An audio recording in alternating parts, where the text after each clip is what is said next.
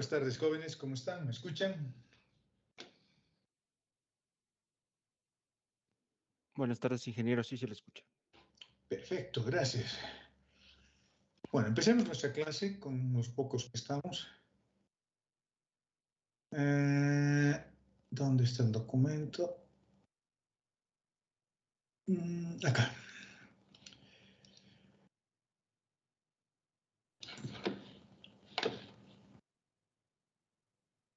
Imagino que ya lo están viendo. Bueno, ¿qué es lo que hemos empezado a estudiar en esta última etapa de evaluación?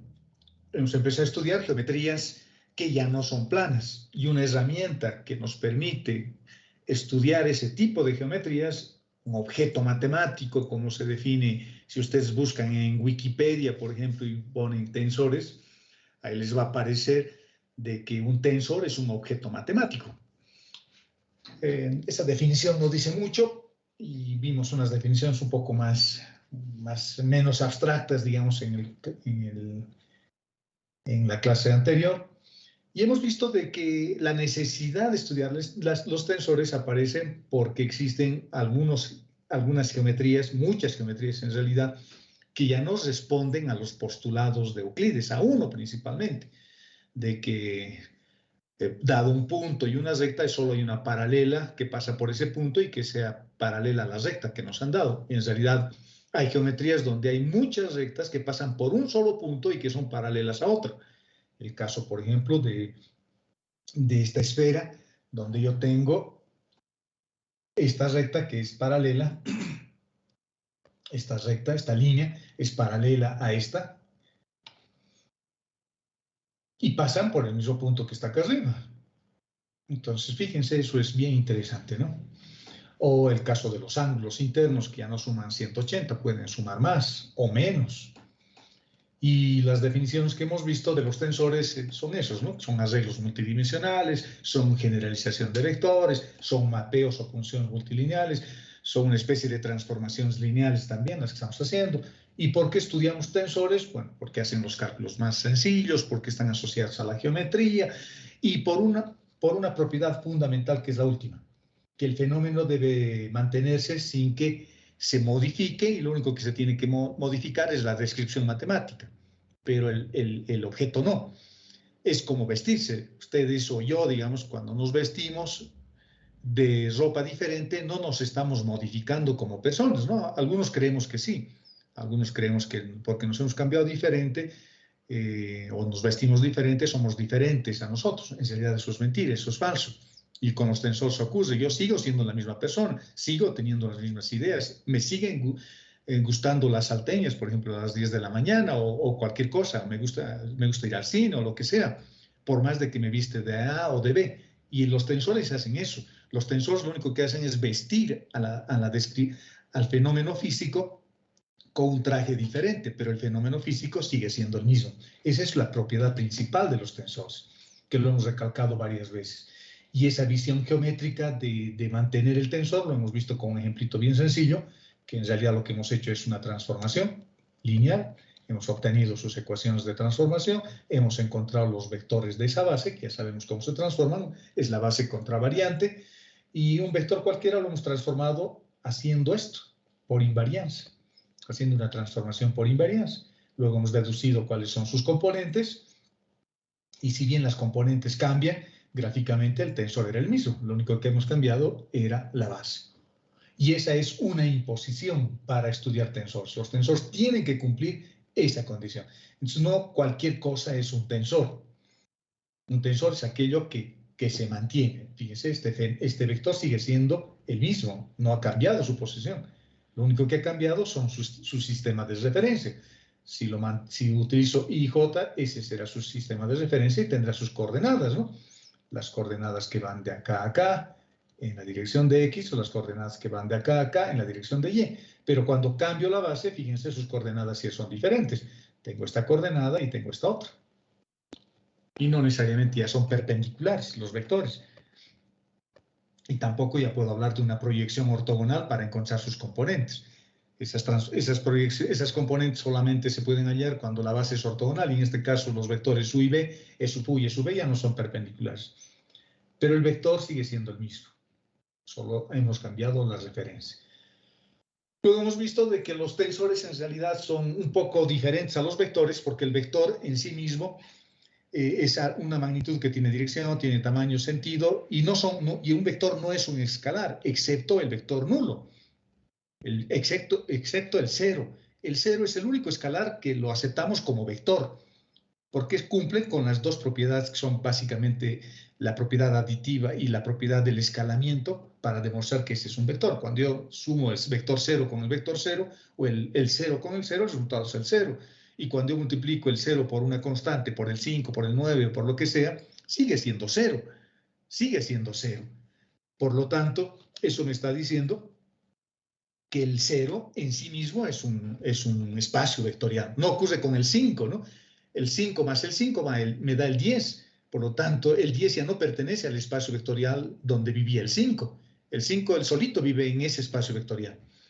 Y cuando yo sumo 5 más 5 me da 10. Por lo tanto, ya no pertenece a ese espacio vectorial. No se está cumpliendo con ese axioma fundamental que define un espacio vectorial. El 0, por eso decimos que es un elemento privilegiado dentro de un espacio vectorial, porque es el único escalar que se lo admite como si fuese un vector. Porque 0 más 0 es 0, ¿no? Por eso, básicamente por eso. Pero en el caso de los tensores, no. En el caso de los tensores, un escalar es un tensor.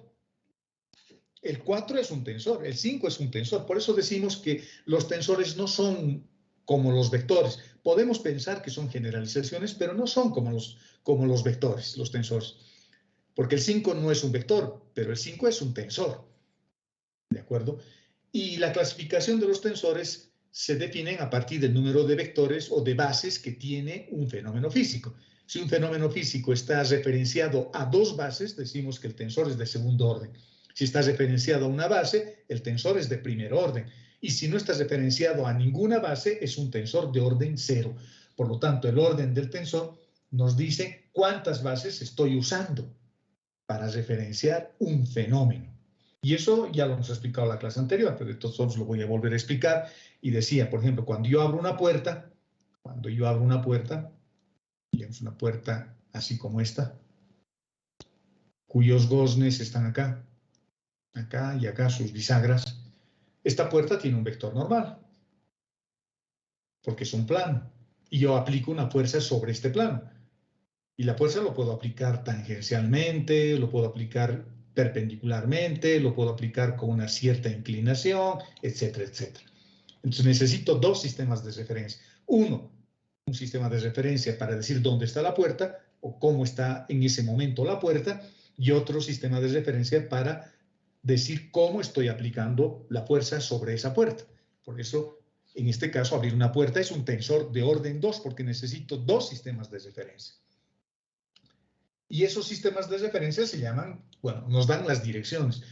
La propiedad más importante de un vector, no se olviden, la propiedad más importante de un vector es su dirección. Entonces, cuando digo que necesita dos direcciones, estoy haciendo referencia a que necesito dos bases. ¿De acuerdo? Y una forma de ver eso es a través de esta diádica que vimos la clase anterior. Estoy volviendo a repetir esto para que se nos grabe. Y una diádica es esto, que para mí puede ser un tensor de orden 2, porque tengo dos vectores lado a lado. No están ni en producto escalar ni en producto vectorial, y hay dos vectores lado a lado porque habían dos vectores que se estaban multiplicando. Uno, el gradiente, que tiene su sistema de referencia, o el operador nabla, mejor dicho, y el vector, porque estoy hallando el gradiente de un vector, una diádica. O sea, hay dos sistemas de referencia, uno del operador nabla y otro del vector. Y cada uno de estos términos se llaman diadas. Y como hay dos direcciones, una dirección K y una dirección I, una dirección K y otra dirección K, una dirección I y una dirección J, hay dos direcciones, es de orden 2. Ahora, estos productos no son ni escalares ni vectoriales, son productos tensoriales. Y ese 1, 1 o ese I, ese IJ, ese IK, como vamos a ver más adelante, son representaciones matriciales en realidad, son matrices. Una forma gráfica de ver todo eso es esto, ¿no? Tengo un tensor, fíjense, de orden 2 tiene 9 componentes. 1, 2, 3, porque estoy en la dimensión 3. 9 componentes. Cada componente hemos dicho de que puede ser, por ejemplo, Cada una de estas esquinas es esquina, esta, y tengo otra acá, bueno, ya no es esquina, aquí al centro tengo otra, aquí tengo otra. Cada uno de esos puntitos son una componente y cada componente está asociado a dos vectores celestes, un celeste y un amarillo, un celeste y un rojo. Cada una de esas direcciones me está dando una referencia de una situación diferente. Puede ser el vector normal del plano o la fuerza como estoy aplicando. Ahora, los tensores los puedo representar matricialmente aprovechando estas díadas. Estos se llaman díadas. Para mí esta es la posición 11, la posición 12, la posición 13, la posición 21, la posición 22, porque estoy asociando a cada vector un número. El vector I es 1, el vector J es 2, el vector K es 3. Entonces, para mí esta es la posición 13, por ejemplo, esta. Esta es la posición 13, porque el I es el 1 y K es 3. Entonces, esta su componente está en la posición 13 de la matriz. Eso lo puedo llevar a una matriz, a una representación matricial, y puedo trabajar con el álgebra de matrices que hemos aprendido en álgebra lineal. Esa es una ventaja. Por eso decíamos en la definición de tensores de que un tensor es un arreglo de números multilineal. ¿Dónde están sus definiciones que hemos visto? Son arreglos multidimensionales de números, porque en una matriz hay un espacio pila, un espacio columna, etcétera, etcétera, ¿no? Es una generalización de los vectores, sí, porque los vectores se quedan con vectores nomás. En cambio, ahora los escalares también están incluidos dentro de la categoría de tensores. O son mapeos multilineales, los tensores, hablando estrictamente matemáticamente, ¿no? Pero una matriz por sí misma no es un tensor. Una matriz solo es una caja, es un contenedor, nada más. Es solo un contenedor. Es algo donde yo guardo, es como una maleta, donde yo guardo en una determinada posición unos números. Le digo a la matriz, guárdamelo estos números, porque estos números son las componentes de mi tensor, y guárdamelos en las posiciones que tú tienes. Entonces, una matriz no es un tensor. Un tensor es otra cosa, pero que se puede usar una matriz para representar un tensor, sí, se puede, pero la matriz por sí misma es una caja vacía, es un arreglo de números, nada más. Las componentes que tenemos, ¿cómo calculo cuántas componentes tiene un tensor? Bueno, para calcular el número de componentes que tiene un tensor necesito dos datos.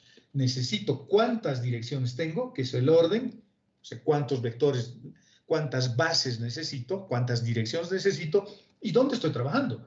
Estoy trabajando sobre una recta, estoy trabajando en un plano, estoy trabajando en el espacio. A eso se llama dimensión, ¿no? Geométricamente hablando. Dimensión 2, estoy sobre un plano. Dimensión 3, estoy en el espacio tridimensional. Dimensión 4, en algo que es un hiperespacio que ya no me doy cuenta. Es una hipercaja, ¿no? Un hipervolumen. Pero geométricamente nosotros ya no nos podemos dar cuenta. Pero eso no quiere decir de que no existe. Entonces, la dimensión es el número de vectores que tiene la base. Y el orden es el número de bases. Entonces yo digo, el orden es 2, es decir, uso dos bases, dos direcciones, y la dimensión es 2, porque uso dos vectores, I y J, por ejemplo, entonces voy a tener 4 componentes. Acá tengo una tablita que resume un poquito eso. Estoy usando solo esta formulita, y esto es una formulita fácil de acordarse, ¿no? Dimensión es una palabra más larga que orden. Por lo tanto, dimensión tiene más fuerza y le puede sostener al orden en su hombro. Así yo me acuerdo, una regla memotécnica, estoy asociando ideas. ¿Es dimensión a la orden o es orden a la dimensión? Para responder esa pregunta digo, la dimensión es una palabra más larga, por lo tanto tiene más fuerza. Entonces, dimensión es la base y el orden es el exponente. Yo me acuerdo así. Les estoy dando un ejemplo de una regla memotécnica simplemente, para que nos acordemos que es dimensión a la orden. Así obtengo el número de vectores, o de componentes, quiero decir. Bueno, ahí habíamos quedado la clase anterior. Notación indicial. Cuando uno estudia tensores, antes de querer entender lo que es un tensor y las operaciones o conocer algunos tensores, es importante entender un poquito un concepto que lo introdujo Albert Einstein, ese gran físico que ha revolucionado la visión del universo, ¿no? A través de la teoría de la relatividad especial y la teoría de la relatividad general, que han sido escritos en lenguaje tensorial. Vamos a usar mucho de esas cosas que se ha utilizado en la teoría de la relatividad en este capítulo. Vamos a aprender un poquito para entender lo que Einstein ha tratado de hacer en su momento. Y este caballero, este gran representante de la raza humana, Albert Einstein, como físico, ¿no? Como persona, no sé si sería bueno o malo, pero como físico era casi un semidios. Este caballero se le ocurrió que en lugar de utilizar el símbolo de la sumatoria, usemos otra forma de representar la sumatoria, porque la sumatoria es un símbolo que es aparatoso, no es grande, y complica las ecuaciones. Entonces se le ocurrió decir, en lugar de esto, lo que voy a hacer es utilizar un índice repetido.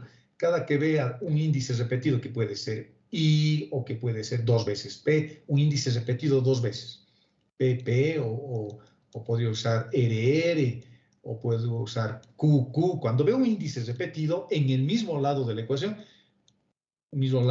quiere decir esto, ¿no? Un lado de la ecuación, el otro lado de la ecuación. Cuando tengo un índice repetido acá o a este otro lado, representa sumatoria. Pero si el índice está acá y el R está al otro lado, significa fila. Ese es el convenio de convención. Cuando el índice está repetido, pero uno de los índices está en el lado derecho y el otro índice está en el lado izquierdo, eso significa fila. Pero si el índice está repetido en el mismo lado, por ejemplo, RR acá, en el mismo lado, en el lado izquierdo de esta ecuación, eso quiere decir sumatoria en ese lado de la ecuación. ¿De acuerdo? Por ejemplo. Y además alguien nos tiene que decir, igual que en el símbolo de la sumatoria, de dónde a dónde voy a sumar. Acá tengo un índice repetido, I. El índice es I. Ese I no significa base canónica. Ese I no es el vector unitario I, no es el hermano de J o de K. Es un índice simplemente acá, solo es una letra acá, I. Y como es índice repetido, yo lo puedo representar así, directamente, sin la sumatoria, NN. Y digo, voy a sumar N de 1 a N. Entonces digo 1, 1, 2, 2, 3, 3, hasta NN. Eso ya lo hemos visto en coordenadas curvilíneas, ya les he hablado algo de esto. Ya hicimos algunos desarrollos con índices repetidos. Acá lo estamos formalizando simplemente. Y cuando tengo índices, pueden haber dos tipos de índices, el índice mudo y el índice libre. El índice mudo es el que se repite y el índice libre es el que va a su aire. No se repite con nadie y solamente indica un número, nada más. Por ejemplo, en esta sumatoria. En esta sumatoria yo tengo A1, X3, A2, X2, X3, A3, X3, X3, A4, X4, X4. Si yo me fijo, el 1, 1, el 2, 2, el 3, 3, el 4, 4 me está indicando sumatoria. En cambio, el 3 que teníamos suelto, aquí tengo un X3, aquí tengo un X3, acá también se repite el X3. Acá también se repite el X3, pero el índice que se está repitiendo es este, 1, 1, 2, 2, 3, 3, entonces yo lo puedo representar así. Digo, el índice que se está repitiendo es el 1, 1, el 2, 2, el 3, 3, el 4, 4, por lo tanto lo represento como II. Y el X3 es el acompañante que no pasa nada, está ahí a su lado, pero a todito se está multiplicando, pero no pasa nada, no hay sumatoria sobre el X sub 3. El índice mudo es I y el índice libre es el 3. ¿De acuerdo? El 3 es libre, no pasa nada con el 3. En cambio, el índice que se está repitiendo es sumatorio. Y como está en el mismo monomio, en el mismo lado de la ecuación, entonces significa sumatoria. Y yo tengo que decir de dónde a dónde se va a repetir el índice I. Por ejemplo, en un sistema de ecuaciones. En un sistema de ecuaciones como se resuelven en el álgebra lineal.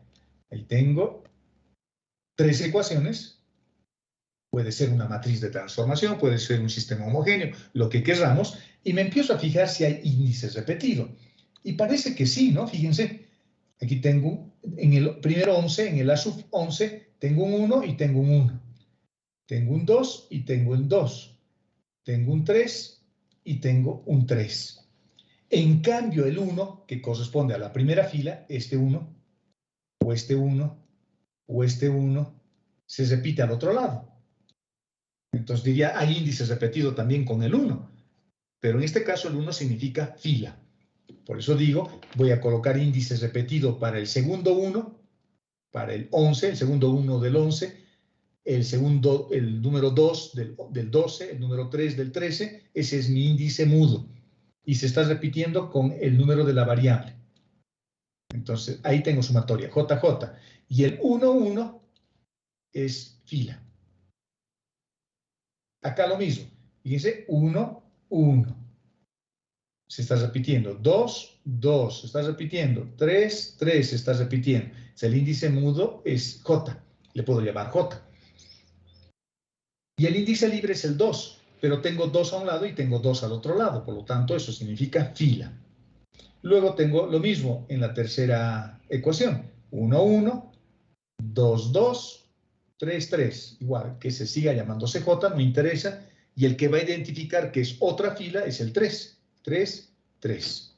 Ahora, estas tres ecuaciones las puedo representar en una sola ecuación, que es esta.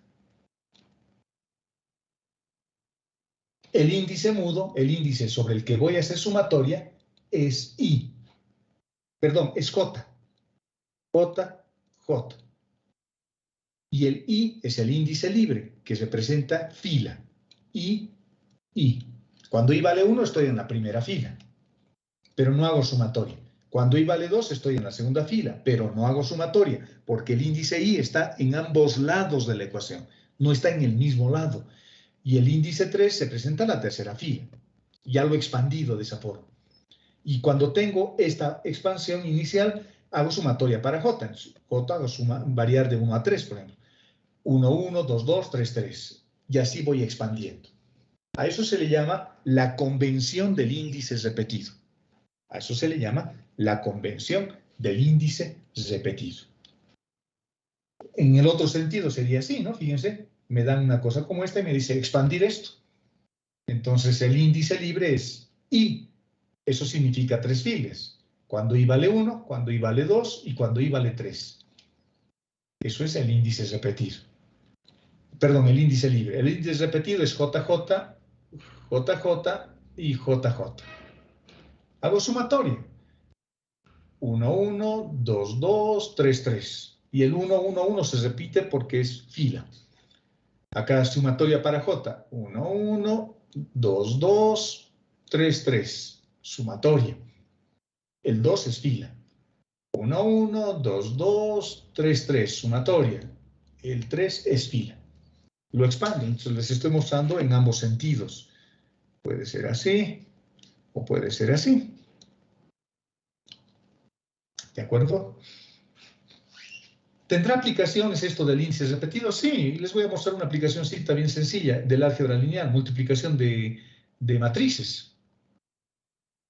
Las matrices cuando se multiplican tengo que hacer, primero tengo que ver si coinciden, ¿no?, las filas con las columnas, tengo que ver si ese producto es conformante y cosas como esas.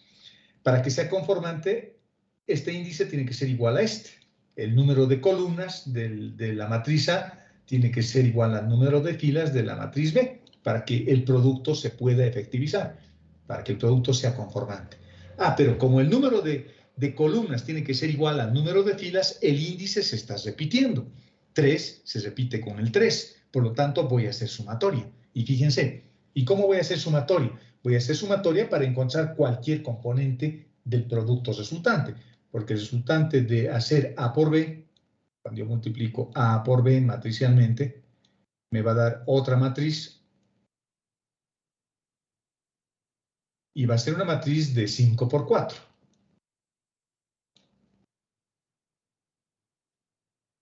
5 filas, 1, 2, 3, 4, 5 y 4 columnas. 1, 2, 3, 4. El resultado de ese producto me va a dar eso. Y cada una de estas intersecciones es una componente, ¿no? Una componente. Ahora, yo puedo encontrar cualquier componente. Bueno, es fácil, ¿no?, con álgebra lineal, pero fíjense cómo lo podría hacer con el índice repetido. Esas componentes. ¿Cuántos componentes voy a tener? 4 por 5, 20 componentes voy a tener, ¿no? Digamos que yo quiero encontrar una. Quiero encontrar la componente que está en la posición 43. Vale decir, yo quiero encontrar esta componente. 43. Cuarta fila, tercera columna. Esta componente. Esta que está ahí. Y que la voy a remarcar, digamos, acá. Eso es cuarta fila, 1, 2, 3, 4 y tercera columna. Esa componente quiero encontrar. Solo esa. Lo voy a hacer con el índice repetido, porque mi componente es esta, ¿no? La componente 43. Y tengo que multiplicar la matriz A con la matriz B. Índice repetido. El 4 lo pongo como primer elemento, como primer índice. Estamos haciendo paso por paso para que nos demos cuenta. El 4 lo pongo acá, el 3 lo pongo acá, porque es 43. El 4 no se pierde eso, 4 y 3. Y pongo el índice repetido. Dentro, ¿no? Como el producto conformante, dentro. Entonces hago sumatoria. 41, 13, 42, 23, 43, 33. Estoy haciendo repetición o sumatoria en este 1. 1, 1, 2, 2, 3, 3. En cambio, los costados se mantienen como 4, 3, 4, 3. Ese es el índice. Son dos índices libres que tengo ahí, el 4 y el 3. Y ya está. Lo único que tengo que hacer es agarrar ahora la posición 41 de la primera matriz, por ejemplo, con la posición 13 de la segunda matriz, Multiplico S por S, está con colorcitos en nuestro documento para que nos demos cuenta y el resultado es 15. O sea, así puedo usar este concepto del índice repetido para poder hacer una multiplicación de matrices, ¿no? Es un ejemplito bien trivial, digamos, pero bonito, interesante. Les puede servir cuando quieran hacer programación, digamos. Supónganse que su profesor de programación les dice que hagan un programita en, no sé, en Python, en C, en lo que sea, para que me haga un producto de matrices, para que aprendamos a programar, digamos. Puedo usar este concepto del índice repetido y hago un loop y digo por 1 a 3, o dependiendo de cuánto es la fila y la columna. En este caso, la sumatoria tengo que hacer de 1 a 3, ¿no? Porque ese es el tamaño de la matriz. El índice repetido tiene que variar de 1 a 3. 1, 1, 2, 2, 3, 3. Entonces mi índice repetido K tiene que variar de 1 a 3. No puedo hacer de 1 a 5 porque me van a faltar filas o columnas, ¿no? Tengo que hacer variar de 1 hasta 3. ¿Por qué? Porque lo obtengo de acá, de la verificación del producto conformante. Un ejemplito sencillo. Tensores de interés. Veamos algunos tensores de interés.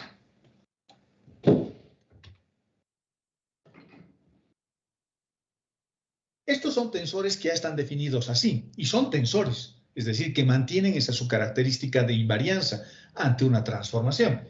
El primer tensor de interés que vamos a ver es la matriz identidad. La matriz identidad es un tensor, pero solo la matriz identidad. Hay otras matrices que ya no van a ser matrices, van a ser tensores, pero la matriz identidad por sí misma es un tensor. Y a la matriz identidad también se le llama el factor idéntico, pero también se le llama el delta de Kronecker. A la matriz identidad se le llama el delta de Kronecker. También se le llama el operador de sustitución. Vamos a ver que este operador es bien bonito, porque me va a permitir realizar cálculos de manera directa a través de sus características de sustitución que tiene este tensor que se llama delta de Kronecker. Y este tensor se define de esta forma. Así, así o así. Cuando tengo subíndices, está en su forma covariante. Cuando uso superíndices, está en su forma contravariante. Y esta está en su forma física. Perdón, mixta. Una vez contravariante, una vez covariante. Pero la definición sigue siendo la misma. Cuando los índices I y J son iguales, el valor de delta toma el valor numérico de 1. La letra delta toma el valor de 1. Y eso ocurre solamente si I y J son iguales. Y toma el valor 0 si I y J son diferentes. Por lo tanto, en la matriz de identidad, los únicos términos donde coinciden esos índices es en la diagonal principal, ¿no? En la diagonal principal. Ahí tengo, por ejemplo, ¿qué índice tengo acá? ¿Qué números? Aquí tengo 1, 1. Aquí tengo 1, 2. Esa es la posición 1, 2. Esta es la posición 1, 3. Esta es la posición 2, 1. Esta es la posición 2, 2. 2, 2. Y esta es la posición 2, 3. Y esta será la posición 3, 3. Solo me fijo en los que son iguales. El índice se repite en la diagonal principal. Porque tengo 1, 1 y J son iguales. Y es el primer índice y J es el segundo índice. En la posición 22 de la matriz I y J son iguales. Y en la posición 33 de la matriz I y J son iguales, por lo tanto valen 1. Así se define el tensor delta de Kronecker. Y no es más que la matriz identidad. ¿Qué propiedades tiene este tensor? Es simétrico. Porque si yo intercambio filas por columnas, el resultado sigue siendo el mismo. Es simétrico. La suma de su traza vale 3 para el espacio, ¿no? Para otro espacio más grande, para una matriz de n por n, la sumatoria valdrá n. Para una matriz de 2 por 2, la sumatoria valdrá 2. Para el espacio vale 3. ¿De acuerdo? Y acá viene una propiedad. Acá puedo hacer sumatoria. Fíjense, puedo hacer sumatoria por el índice repetido. Por el índice repetido. Pero este tensor me facilita el trabajo porque lo que hace es cancelar el índice repetido y el valor de J ir a la posición del valor de K que ha anulado. Y aparece solo un delta. JL. K se ha anulado. Si quieren expandir como sumatoria, lo podemos hacer. Lo podemos hacer. Pero no hay sentido. Por ejemplo, así. Podría ser delta 2K. Y vale 2. Y el otro lado que sea delta K3. En este caso, J vale 2 y L vale 3. Hago sumatoria para K. Esto es K y este es K. Digamos de 1 a 3. Entonces digo delta de 2, 1 por delta de 1, 3. Más tengo delta de 2, 2 por delta de 2, 3. Más. Vamos a hacer variar de 1 a 3 nada más. Delta de 2, 3 por delta de 3, 3. Así sería, ¿no? Fíjense. 1, 2, los índices son 1 y 2, por lo tanto son diferentes. El 1 y el 2 son diferentes, por lo tanto esto vale 0. Este también vale 0. Este vale 0, porque son diferentes. Este vale 1. Y este, o lo dejo como 23, y este vale también 1, y este queda como 23. O sea, los únicos términos que me quedan son el 23. El 23. ¿De acuerdo? Eso es lo que me quedaría. Y por lo tanto, ese tensor lo que está haciendo, en este caso, es realizar sus operaciones de sustitución cancelando estos dos y me queda, el único tensor que me queda es el 23, me está diciendo. Ahora alguien me podría decir, pero aquí, ¿por qué no lo suma? Este vale 1 con 23 y aquí tengo 1 con 33. ¿Por qué no es 2 veces lo mismo? Eso, a ver, averigüemos. Ustedes traten de darse cuenta por qué no lo están sumando. O estamos haciendo algo malo porque nos están sumando. En realidad, solo es 1 el que queda, el 23. ¿De acuerdo? Sigamos. El tensor delta de Kronecker también lo puedo hacer con derivadas. Lo puedo definir con derivadas dentro de un mismo espacio vectorial. Acá tengo la derivada de algo respecto de algo. Y todas las posibilidades que yo tengo es 1 con 1, 1 con 2, 2 con 1 con 3, 2 con 1, 2 con 2, 2 con 3, 3 con 1, 3. Todas las posibilidades. Pero como estoy en el sistema cartesiano rectangular, la derivada de x respecto de x vale 1. Pero la derivada de x respecto de y vale 0, porque x no depende de y. Son variables sueltas, ¿no? X, y y z son variables sueltas. Cada uno tiene su propio eje.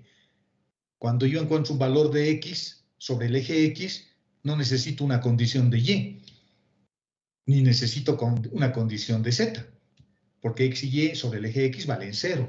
Entonces esas derivadas se anulan. Esto se anula, esto se anula, esto se anula, esto se anula, esto se anula, esto se anula, y me queda simplemente esto. Entonces, otra forma de definir el tensor delta de Kronecker. ¿De acuerdo? Sigamos. Sigamos. Ejemplos. Expandir. Vamos a ver acá sus propiedades de sustitución, que es lo que nos interesa, porque vamos a utilizar más adelante estas propiedades. Así que hay que aprenderse bien estas propiedades. Las propiedades de sustitución. Me dicen expandir. Voy a hacer una cosa parecida a lo que traté de hacer acá. Una sumatoria. Pero ahora tengo un vector o un número, BI, identificado con eso. Y me dice, expandí, ¿qué es esto? Según las propiedades de sustitución, el índice repetido debería cancelar. Este debería cancelar con este. Y delta desaparece. Y simplemente aparece la letra B y el J toma su lugar. Debería quedarme esto. Tengo un índice. Ese índice significa fila. Cuando J vale 1, cuando J vale 2 o cuando J vale 3. Por lo tanto, tengo un vector con 3 componentes. Veamos si realmente es así. Cuando J vale 1, tengo esto. Pero no hay sumatoria para J. Cuando J vale 2 y cuando J vale 3. El índice repetido tiene que ir para el índice mudo. 1, 1, 1, 1, 2, 2, 3, 3. Ahora, este se mantiene porque 1, 1 vale 1. 21 vale 0, este se anula. El 31 vale 0 y por lo tanto solo me queda el B1. Primera componente. Segunda componente, que J valga 2. Hago índice repetido, tengo índice repetido para ahí. 1, 1, 2, 2 y el índice libre se mantiene fijo, ¿no? 3, 3. Este se anula porque el delta 12 vale 0, el D22, delta 22 vale 1 y el delta 32 vale 0. Por lo tanto, me queda 2. Y luego, lo mismo para la tercera fila o tercera componente. 1, 1, sumatoria 1, 1, 2, 2, 3, 3. Este se anula y me queda solo este porque este vale 1. El resto, el delta 3 y el delta 23 valen 0, ¿no? Y el delta 33 vale 1 por la definición que hemos dado, tercera componente. Por lo tanto, esto es igual a estas 3 componentes. En otras palabras, es igual a esto. En otras palabras, es igual a eso. Eso se llama sustitución. Veamos este otro ejercicio. Está resuelto el ejercicio ahí, pero fíjense lo que vamos a hacer. Cuando tengo varios deltas, voy a ir agrupando. Por ejemplo, agrupo estos dos. Este con este se cancela y me queda un delta de AC. De AC. A continuación viene el delta CD. Y a continuación el delta DA.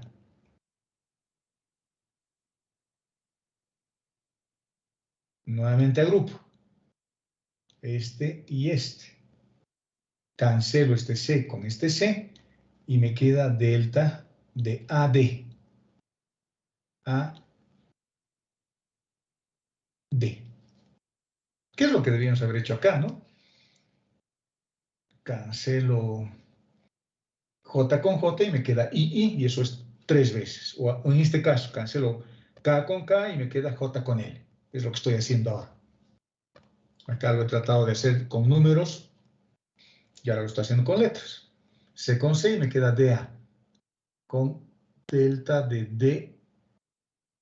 DA. Ahora este D puedo cancelar con este D y me queda delta de AA. Ah, pero tengo índice repetido. Índice repetido significa sumatorio. Por lo tanto, será 1 más 1, delta 11, delta, bueno, no sé si verán el documento, delta 11, delta 22 y delta 33. Estoy sumando. Y el resultado de eso es 3, porque tengo la traza, ¿no? La traza de la matriz. Fíjense, el resultado que hemos obtenido está acá. Cuando yo tengo el índice repetido acá como JJ, tengo 3, porque el índice variaba de 1 a 3. En este caso también estoy haciendo variar de 1 a 3. Y ya está. Ese es el primer tensor. Se les sugiero que le echen una mirada a esto y que busquen en el Internet, ¿no? Porque es interesante que vayan buscando, busquen en el Internet, busquen el tensor de sustitución o delta de Kronecker. Ejercicios resueltos ponen ahí y les va a aparecer un montón. ¿De acuerdo? Ese es el primer tensor. El segundo, el símbolo de permutación o el tensor de Ricci-Civita. Son italianos. Los italianos han tenido una contribución bien grande en la teoría de la relatividad. Einstein se hizo amigo justamente de Civita y él le ayudaba para desarrollar la parte matemática de sus ideas, ¿no? Lo importante era la idea que se le ha ocurrido a Albert Einstein, pero él quería plasmarlo en una ecuación, plasmarlo en ecuaciones. La única manera que vio de que la única herramienta que él encontró para que sus ideas no se pierdan era usar tensores, sus tensores. Y Civita era un matemático italiano famoso. Y él se hicieron amigos y demás, y le enseñaba algunas cosas de matemáticas que no conocía Einstein, ¿no? Este es un tensor también, pero es un tensor totalmente antisimétrico, es decir, que no, si yo intercambio filas o columnas no funciona. Y está definida de esta forma. Para empezar, tiene 3 índices. Ya no es I y J, ahora tiene I, J, K. Esos valores I, J, K no son los vectores de la base canónica, solo son letras I, J, K. Y dice que vale 1, este término, vale 1, o menos 1, o 0. ¿Cuándo vale 1? Si este arreglo, si este I, J, K, que son solo letras, no son de la base canónica, están en permutación par. Y vale menos 1 si están en permutación impar. Y vale 0 para el resto de los casos. ¿De acuerdo? Entonces, aquí tenemos que saber cuándo una permutación es par y cuándo una permutación es impar. ¿Cómo yo sé eso? ¿Cómo determino? Fácil. Miren, el 1, 2, 3 siempre es permutación par. 1, 2, 3. Siempre es permutación par. Entonces voy a comparar con esto el resto. Vamos a suponer que agarro el 132. Ese. Entonces lo pongo acá. 1, 3, 2. A continuación. Y voy pareando los números. Pareo el 2 con el 2, el 3 con el 3 y el 1 con el 1. Y cuento cuántos cruces han habido. Ha habido solo 1. Ahí. El 1 es impar, no es par. Por lo tanto, como solo tengo un cruce, 1 que es impar, la permutación es impar. Por lo tanto, vale 1. Así puedo determinar las permutaciones, si son pares o impares. Es una forma diferente, digamos, ¿no? Y bastante bonita y no requiere mucho esfuerzo matemático. A ver, veamos otro. Digamos el 312. Vamos a suponer ese. El 312. Entonces pongo el 3 acá, el 1 acá y el 2 acá. Y voy haciendo pareados también, ¿no? El 1 con el 1, el 2 con el 2 y el 3 con el 3. ¿Cuántos cruces tengo? Tengo un cruce acá y tengo otro cruce acá. ¿Cuántos cruces son? Solo son 2. El 2 es par, por lo tanto es permutación par. Entonces ya sé cuánto vale este símbolo. Permutación par o permutación impar. Y para el resto de las combinaciones vale 0. ¿A qué me refiero el resto de los casos? Por ejemplo, ¿qué pasa con el 1, 1, 1, 2? Se está repitiendo, no hay el 3. Entonces esto vale 0, ni siquiera lo considero. Es decir, no se deberían repetir los números. No puedo haber 2 veces un 1 o 3 veces 1. No hay, por ejemplo, el 1, 1, 1. No hay eso. Las posibilidades solo son 6. 3 son permutación par y 3 impar. Y para el resto vale 0. Por lo tanto, para mí, este es un tensor. Y estos números, I, J, K, son el número de bases que tiene este tensor. I es una base, J es una base y K es una base. Ojo lo que estoy hablando, no estoy diciendo es un vector de la base, estoy diciendo es una base. No estoy diciendo el I es un vector de la base canónica, estoy diciendo el I en su conjunto representa una base. El I puede ser base canónica, puede ser base esférica, puede ser base cilíndrica, lo que yo quiera. El J es otra base de dimensión 2 o 3. K es otra base, son 3 bases, por lo tanto, hay 3 direcciones. El tensor de permutación tiene 3 direcciones, 3 bases. Por lo tanto, si me acuerdo de mi formulita y digo, a ver, la dimensión elevado al orden. Así es el número de componentes. La dimensión elevado al orden. ¿Qué pasa si estoy trabajando con dimensión 3? Dimensión 3 quiere decir que tanto I, tanto J como K, cada uno de ellos tiene 3 vectores. La dimensión es 3. 3. Estoy trabajando en el espacio. Y voy a suponer que el orden es 3 también. En realidad no estoy suponiendo, es 3 el orden. ¿Por qué es 3 el orden? Porque tengo 3 índices, el índice I, el índice J y el índice K. El orden es 3. Lo que estoy suponiendo es este, el 3, que es la dimensión, porque estoy pensando que trabajo en el espacio. Por lo tanto, tengo 3 por 3, 9 por 3, 27 componentes. ¿Cómo los arreglo a estas 27 componentes? Son 3 planos de 9 componentes cada uno. Y el índice K, jóvenes, el índice K me da la matriz columna. Los 2 primeros índices, I y J, me dicen la posición dentro de una matriz. Y K me da una matriz. Por lo tanto, fíjense lo que estoy queriendo explicar. Pongan mucha atención. No se duerman, en otras palabras. K varía de 1 a 3. Entonces tengo 3 matrices. El índice I, el índice J y el índice K varían de 1 a 3. ¿Por qué varían de 1 a 3? Porque tienen 3 vectores, cada uno de esos índices. Si K varía de 1 a 3, tengo para un K igual a 1, una matriz. Ese es el rol del índice K. K vale 2, porque estoy haciendo variar de 1 a 3. Y K vale 3. Perfecto. ¿Y qué pasa con I y con el J? Lo que me están diciendo, el I y el J es la posición dentro de cada matriz. La posición 11, la posición 12, la posición 13, 21, 22, 23, y así sucesivamente. Y así sucesivamente. ¿De acuerdo? Por lo tanto, fíjense de cómo yo construiría entonces esta matriz. Pongan atención, jóvenes. No se duerman, porque después no van a entender de dónde han salido estas cosas. Digo, en la tercera matriz, porque K vale 3, en la tercera matriz, en la posición 12 de esa matriz, sería así, ¿no? Una matriz, 2 matrices, 3 matrices. ¿Por qué estoy haciendo variar de 1 a 3? Porque estoy con dimensión 3. Cada índice, reitero, es una base. El índice I es una base. El índice J es una base. El índice K es una base. Y como son bases, necesitan una dimensión. Entonces, la dimensión de I, la dimensión de 2 de J y la dimensión de K, mejor dicho, es 3. Cada uno de esos índices que representa una dirección está referenciado a 3 vectores. Ahora, ¿cómo yo lleno estas matrices? Digo, en la tercera matriz, que es esta, en la posición 3, en la posición 12, que sería esta, pongo 1. Luego digo, en la posición 23 de la primera matriz pongo un 1.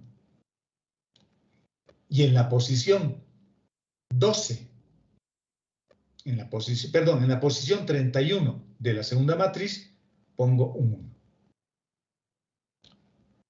El resto es puros ceros. Ahora, fíjense, en la posición 32 de la primera matriz, pongo menos 1. Menos 1. En la tercera matriz, en la posición 21, pongo menos 1. En la posición 21 de la tercera matriz, la posición 21 es esta. Pero ahí pongo menos 1. Y en esta otra posición, en la segunda matriz, en la posición 13, pongo menos 1. El resto puros ceros. 0, 0, 0, 0, 0, 0, 0. Y acá lo mismo, y acá lo mismo.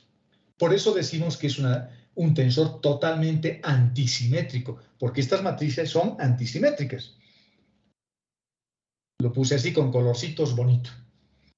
Ese es el tensor de permutación. Y van a ver que el tensor de permutación tiene otros usos. Sirven para demostrar algunas identidades vectoriales, por ejemplo, o para representar operaciones entre vectores. Y sus componentes son estas. Tiene 27 componentes, porque estamos trabajando dimensión 3, orden 3. 3 vectores cada base, y cada base está en el espacio. Tengo 27 componentes. Lo puedo representar así. El índice K representa la matriz columna, por eso se le llama matriz columna. Una matriz, dos matrices, tres matrices. K1, K2 y K3. Y los índices I y J me dicen la posición donde voy a colocar el número correspondiente. Y fíjense que es una matriz llena de ceros y unos y menos unos, nada más. Y de las 27 componentes, solo hay 6 que son diferentes de 0. El resto valen 0.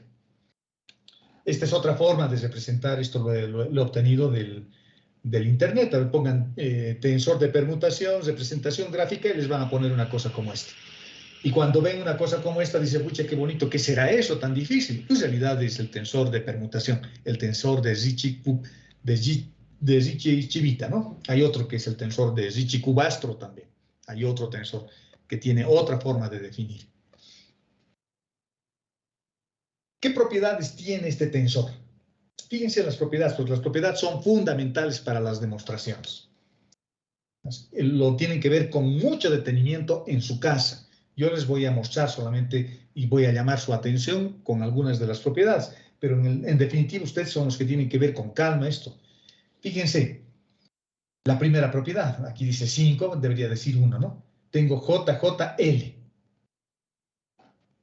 Es decir que cuando un número se está repitiendo, se cumplen estas propiedades. Es decir, cuando estoy analizando cualquiera de estos ceros. JJL. Puedo poner JLJ o puedo poner LJJ. No interesa dónde están. Esto es muy parecido a las propiedades de Clairaut o Schwarz también se llama, ¿no? Es decir, las derivadas cruzadas son iguales. Piensen en eso. Yo derivo 2 veces respecto de J y una vez respecto de L, aunque no significa lo mismo, pero pueden usar como regla memotécnica. No interesa si derivan primero 2 veces J y luego L, no interesa si repiten, derivan primero L, luego J, luego L, luego J, o no interesa si derivan primero L y luego 2 veces J. El resultado siempre va a ser el mismo y el resultado siempre va a ser 0. ¿De acuerdo? Otra propiedad. Esta propiedad es la propiedad de intercambio. Fíjense, aquí tengo J y K. ¿Qué pasa si yo cambio el orden entre J y K? Si yo cambio el orden entre J y K y pongo ahora J atrás y K adelante, ahora tengo K y J, tengo que cambiar el signo. ¿Por qué? Por sus propiedades de antisimetría. Porque si antes estaba en la posición 21, ahora está en la posición 12. Si antes estaba en la posición 21, ahora está en la posición 12. O en la posición 13 y ahora está en la posición 31. Tengo que cambiarle el signo. Eso es así. Ahora, puedo intercambiar J con K o puedo intercambiar L con K. Puedo intercambiar los 2 primeros. Voy a mostrar acá. Puedo intercambiar los 2 primeros o puedo cambiar los 2 segundos. Puedo intercambiar J con K o puedo intercambiar K con L. El resultado es el mismo. Va a cambiar el signo. Solo el signo. ¿De acuerdo? Otra. Las propiedades de circulación. Puedo empezar así a hacer circular. Fíjense, J, esta propiedad es así. J, K, L. Así estoy definiendo ahora los índices. Aquí había puesto IJK. Ahora estoy cambiando solo las letras, porque esas solo son letras. En algunos libros utilizan P, Q y R, por ejemplo. En vez de IJK utilizan P, Q y R, para que no se confundan. Pero no nos vamos a confundir, ¿no? Las propiedades de circulación es igual que las propiedades de circulación que tiene el producto triple mixto. Puedo hacer una circulación y puedo decir que J se vaya al final. Entonces K aparece, L aparece a continuación y J se va al final. El resultado es el mismo, no cambia el signo, no pasa nada. K, L, J. Ahora, una vez que tenga K, puedo hacer nuevamente una circulación. Que K se vaya al último. L aparece al principio, J aparece al principio, en segundo lugar, y K se va al último. Y en todos los casos el resultado es el mismo. L, J, K. El resultado es el mismo. Entonces, fíjense las propiedades. 1, siempre vale 0 esto. Siempre vale. Por eso es igual, porque estoy repitiendo un signo. En el otro caso, puedo intercambiar el primero con el segundo índice o el segundo con el tercero. El resultado numéricamente no cambia, lo que cambia es el signo, por las propiedades de antisimetría que tiene este tensor. Y en la tercera propiedad son las propiedades de circulación. No interesa cómo haga circular el índice, el resultado siempre va a ser el mismo. ¿De acuerdo? A ver, fíjense. Teníamos una permutación 1, 2, 3. Permutación par. Voy a hacer circular una vez.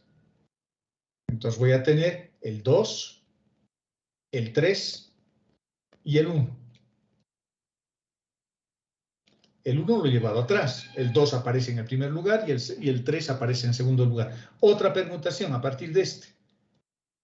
El 2 ahora se va al final. Y tengo el 3, tengo el 1 y el 2 se va al final. Y si nos fijamos, estos son las tres permutaciones que teníamos acá, las tres permutaciones pares. Fácil, ¿no? Fácil. Por supuesto, estas cosas uno tiene que acordarse, ¿no? Cuando está haciendo o tratando de demostrar alguna cosa. No los puedo borrar porque seguramente he hecho algo mal.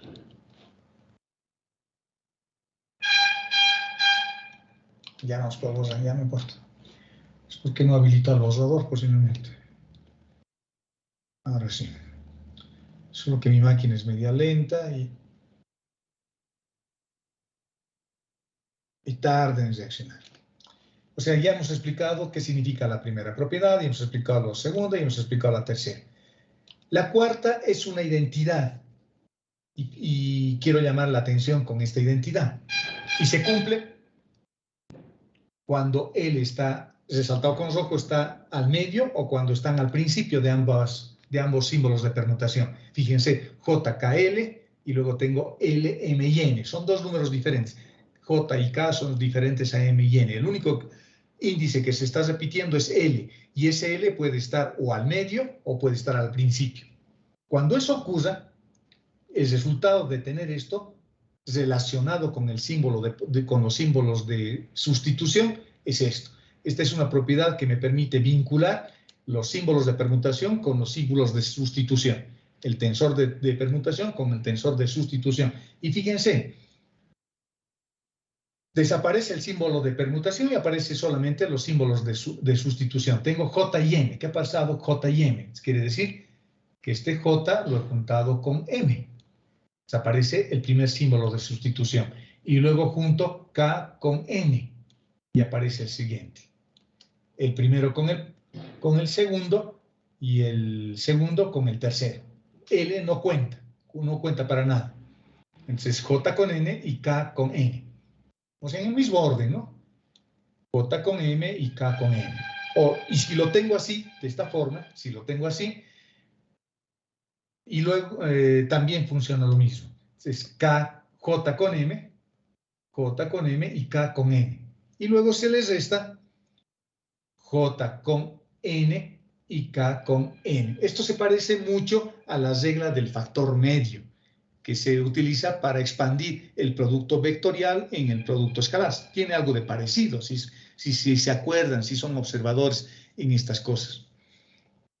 O sea, la matemática siempre se va repitiendo, ¿no? Varias cosas. Entonces, acuérdense de estos desarrollos, porque estos desarrollos sirven para el momento de hacer demostraciones.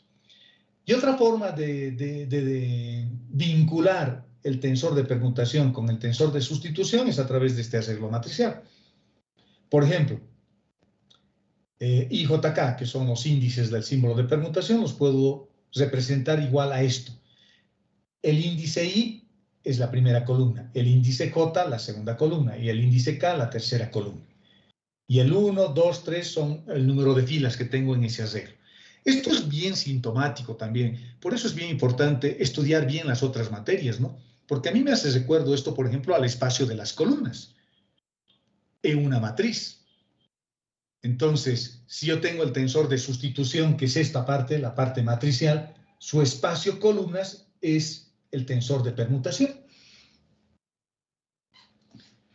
Por eso es importante aprender bien matemáticas, jóvenes. Por eso es importante la teoría. Porque si no, voy a resolver posiblemente. Es como tocar guitarra, pero al oído, ¿no? En cambio, si aprenden leyendo música, con academia y con cosas como esas, van a aprender bien y se van a dar cuenta bien. Entonces, es como si yo viera que mi tensor de permutación es el espacio de las columnas de esta matriz. Porque tengo I en la primera columna, J en la segunda columna y K en la tercera columna. En cambio, el 1, el 2 y el 3 simplemente me está indicando el número de filas. ¿Cómo funciona esto? Por ejemplo, yo quisiera saber matricialmente cuánto vale esto. El 1, 2, 3. 3. ¿Cuánto vale esto? Entonces, en realidad lo que tengo que hallar es el determinante de esta matriz. Tengo el delta, delta, delta, delta, 9 deltas tengo que dibujar. Delta, delta, delta, delta. Y digo, las filas, 1, 1, 1. Segunda fila, 2. Eso coloca automáticamente, no tengo que pensar. Segunda fila, digo, pongo 2, 2, 2. 3, 3, 3. Ya, ahora me fijo en el espacio de las columnas. Las columnas, 1, 2, 3. Por lo tanto, esto es 1, 1, 1. El otro es 2.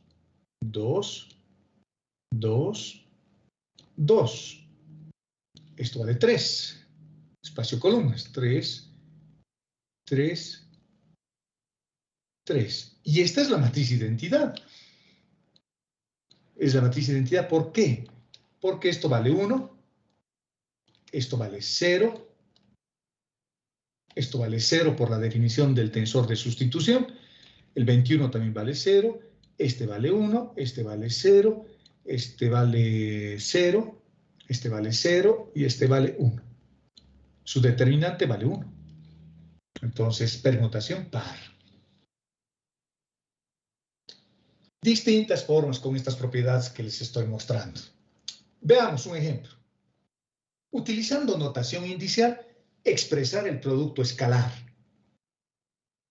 Estos son ejemplos ya de aplicación de estos tensores que son, en principio, los tensores matemáticos que estamos viendo. ¿No? Estos son solo tensores matemáticos, jóvenes. Solo son tensores matemáticos. Esperen un cachito, tengo algunas sugerencias de unirse, pero no sé si ya se habrán ido. Los estoy incorporando.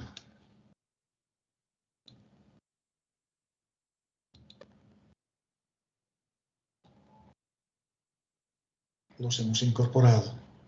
Aunque no sé si realmente están ahí. Nunca se sabe, ¿no? Nunca se sabe. Veo sus avatars, pero no sé si realmente están ahí.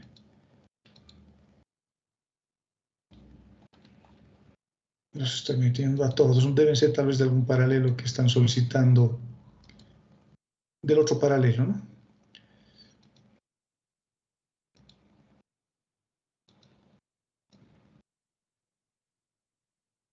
Bueno, todos los que están ahí. Sigamos.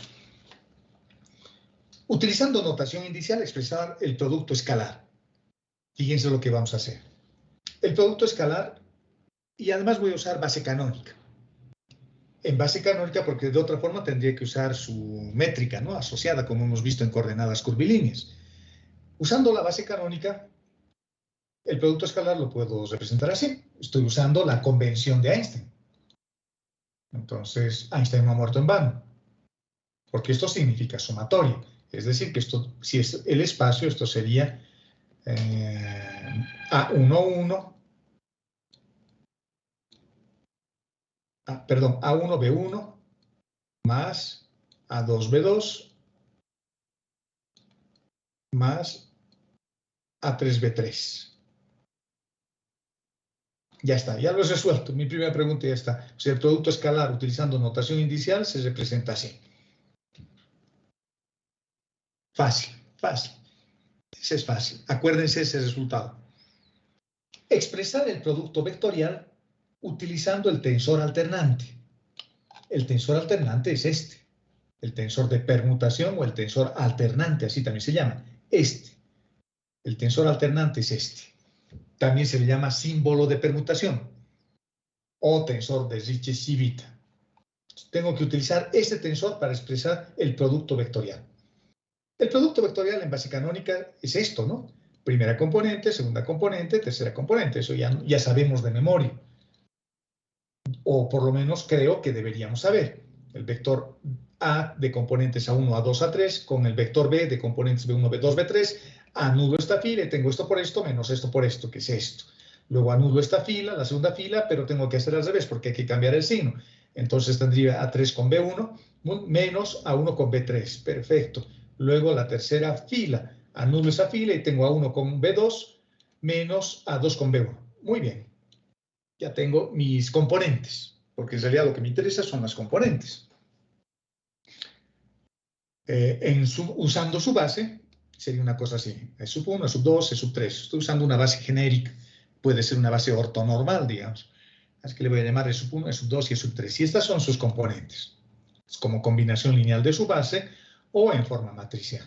Ahora me voy a fijar solo las componentes. La primera componente, C1, es esto, ¿no?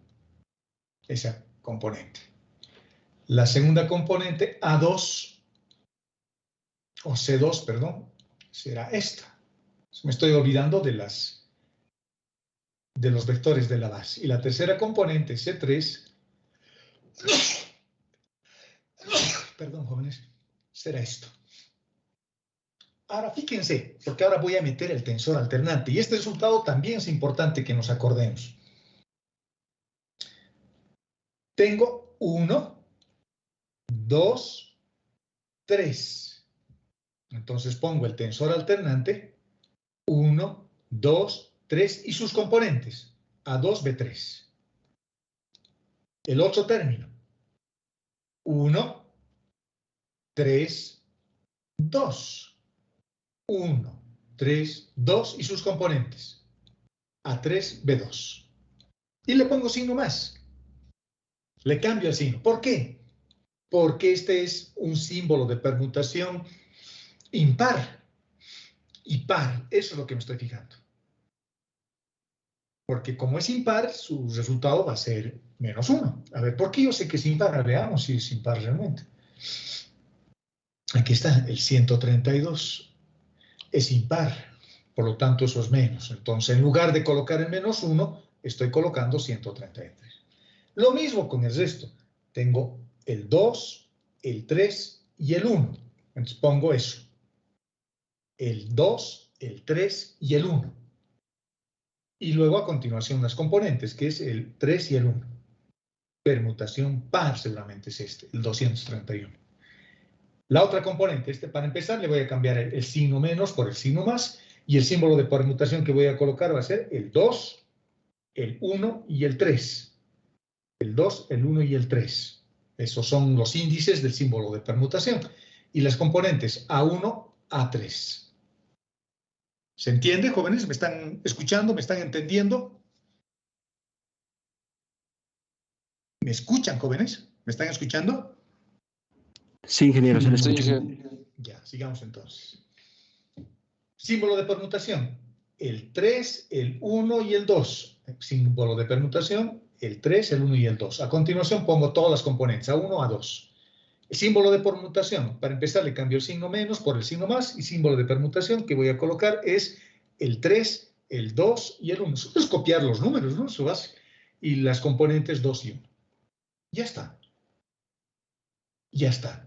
Ahora voy a agarrar el primer índice y lo voy a ver si puedo mezclarlo con el índice repetido. Porque hay algunas cosas que se repiten. Fíjense, 2, 2, 3, 3, hay un 1. Hay varios signos que se repiten. Y voy a escoger los símbolos que se repiten. No se olviden que el índice libre me indica fila. El índice libre debería ser 1, porque eso es fila 1. El índice libre debería ser 2, porque es fila 2. El índice libre debería ser 3, porque es fila 3. Por lo tanto, ese 1 que tenía acá, que me está representando la fila, este 1 que tengo acá y este 1 que tengo acá, que sea fila. Entonces, para la primera componente tengo fila y tengo fila 1. Y para los otros voy a hacer sumatoria. Y los otros les voy a poner JK. Y se supone que en eso va a aparecer este término que es el único que me interesa. Entonces, recapitulando, me fijo. Voy a agarrar este o este y coloco símbolo de permutación, primera fila. 1. Y los otros voy a poner J y K. Me invento 2 letras. Pero alguien podría decir, pero aquí tengo JK y al otro lado tengo K y J. No importa, pongan J y K. Y pongan las componentes J y K. También. No sé quién será primero, no sé, solo son letras. Y ya tengo mi primer desarrollo. Ahora, ¿será válido hacer eso? Es la pregunta que yo me haría. ¿Será? Bueno, y aquí me falta, bueno, ya estoy colocando, me falta la letra B. La letra B. Coloco AJBK. Yo puse AJK. Me estaba olvidando del vector B. Entonces pongo el 1 porque es primera fila, eso lo dejo fijo, y repito JK para tener los 3 índices para el tensor de permutación, y a la primera letra le pongo A, y a la segunda letra, perdón, J, y a la segunda letra le pongo K. Y hago lo mismo con los otros. Lo mismo voy a hacer. Este otro será, ahora va a ser 2, porque es segunda fila. Y repito J y K, J y K. Y este otro se va a llamar A, J y BK. Y al tercero voy a hacer exactamente lo mismo. Tercera fila, 3, J y K. Entonces este será AJ y este será BK. BK. Ya está. Vamos a hacer la prueba con el primero para ver si realmente es cierto. Fíjense que tengo índices repetidos. Entonces voy a hacer expansión y 2 índices repetidos además tengo. Tengo el índice J y el índice K. Entonces voy a hacerlo por partes, separadamente. Voy a hacer sumatoria primero para J.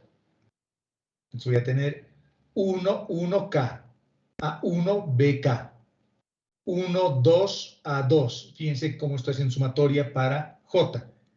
1, 1, más 2, 2, más 3, 3. El 1 está fijo porque es índice libre. Y K también está fijo porque es índice. No estoy haciendo sumatoria todavía sobre K. Ya tengo 3 términos que he sumado. Ahora voy a hacer sumatoria sobre K para cada uno de estos términos, porque aquí tengo índice repetido y aquí tengo un índice repetido. Acá también, acá también. Se repite y en el tercero, acá voy a tener 3 términos más, 3 términos más, 3 términos más. Por lo tanto, voy a tener 9 términos que se van a repetir. Y ese desarrollo está ahí. Lo pueden ver en su casa con calmita. Y luego me fijo, hay algunos índices que deberían anularse. Se va a anular este. Todos están pintados con rojo, se van a anular, porque son términos iguales. Fíjense, estoy viendo esto, ¿no? Mi definición estoy viendo. Vale 0 para cualquier combinación. Las únicas combinaciones que no pueden ser 0 son aquellas donde los índices no se están repitiendo y además que estén en permutación par o en permutación impar. El resto vale 0. Por lo tanto, en este desarrollo, aquí tengo 3 unos, vale 0. Aquí tengo 2 unos, vale 0. Aquí tengo 2 unos, vale 0. Aquí tengo otros 2 unos, vale 0. Aquí tengo otros 2 unos. O 2, 2, se repite, vale 0. Este se repite porque tengo 2 unos, vale 0. Y este se repite también, el 3 se repite, vale 0. Y los únicos términos que me quedan son este y este. Y esos términos casualmente son estos. Estos. Ese se ha vuelto a repetir. El único término que ha quedado es este. Que es este que luego lo habíamos desarrollado, ¿no? Este. Es el único que queda.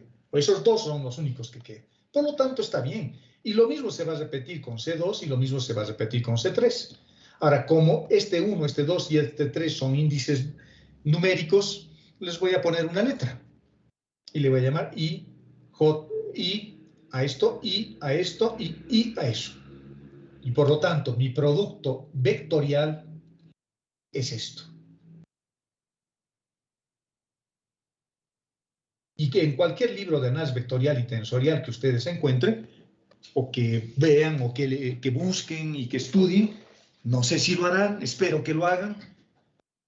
Veo poco compromiso por parte de ustedes, ¿no? Por parte de los estudiantes, así que es una llamada de reflexión a lo que estoy haciendo.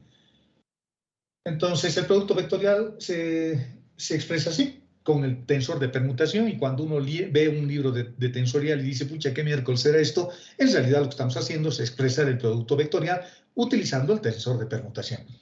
Y este índice rojo, que es el que indica las filas, es el índice que comanda el producto vectorial. Es el que comanda el índice diferente. Los otros no. Y además, ¿por qué digo que comanda? Porque esto representa la fila y por supuesto tiene que representar o tiene que identificar al vector de la base, porque esto está en la dirección de E sub 1, este está en la dirección de E sub 2 y este está en la dirección de sub 3. Por lo tanto, este índice es el que comanda. Y lo puedo representar también así. Producto escalar manteniendo al índice que comanda. Lo pongo I es el que comanda. Entonces, ¿cómo lo voy a traducir? Entonces, si yo lo quiero llevar usando el tensor de permutación, lo primero que debería poner es el símbolo de permutación, E.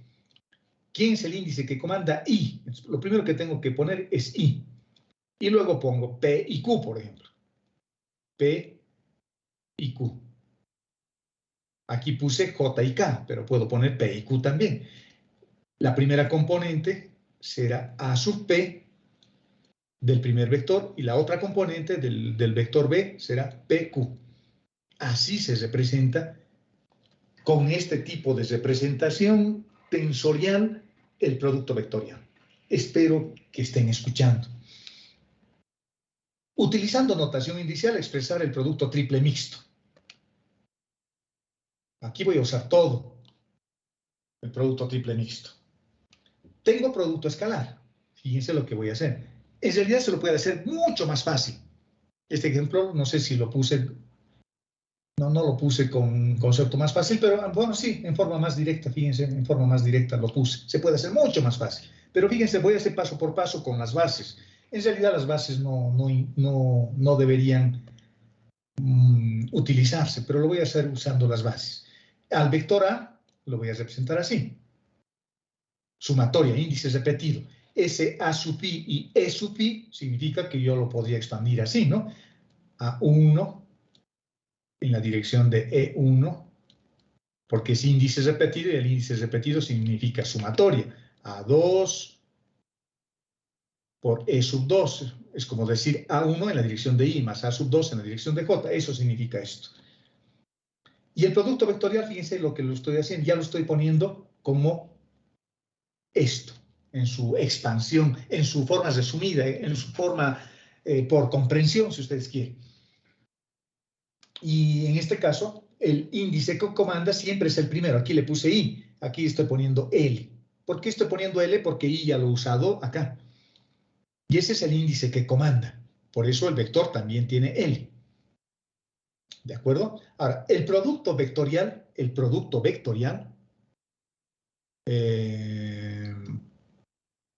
lo puedo poner así o también lo puedo poner así. Cualquiera de los dos. Yo lo estoy poniendo como hicimos en la primera definición. Ahora, el producto escalar se verifica de esta forma, ¿no? en producto escalar solo se van a multiplicar los vectores, no las componentes. Por lo tanto, todo lo que no sea componente o no sea vector lo saco. Lo estoy sacando a su fin, el tensor de permutación lo estoy sacando, la componente BJ lo estoy sacando, la componente CK lo estoy sacando y me quedo solo con los vectores. Los vectores son este y este.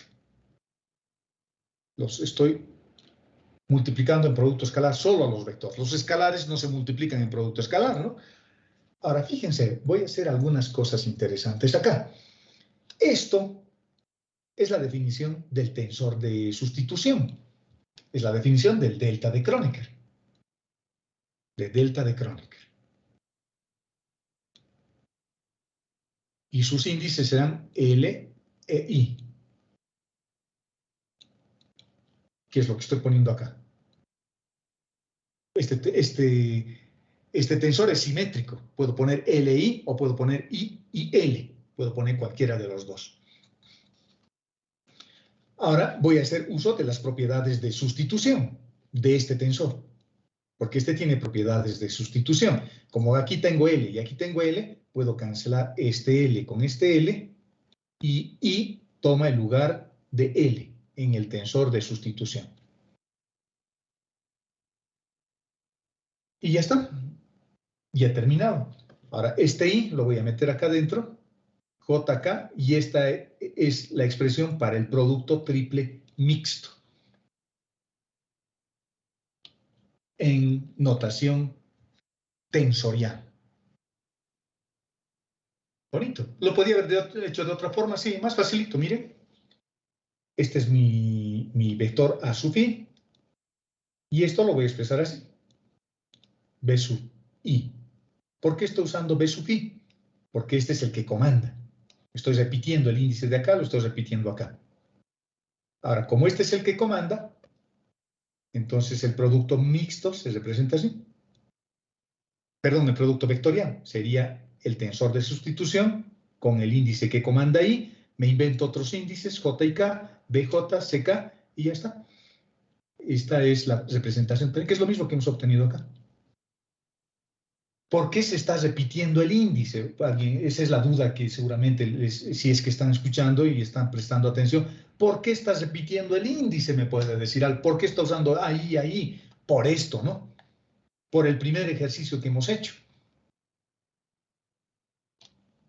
Porque si yo tengo producto escalar, se repite el índice. A es un vector y B es un vector. O las componentes del vector, mejor.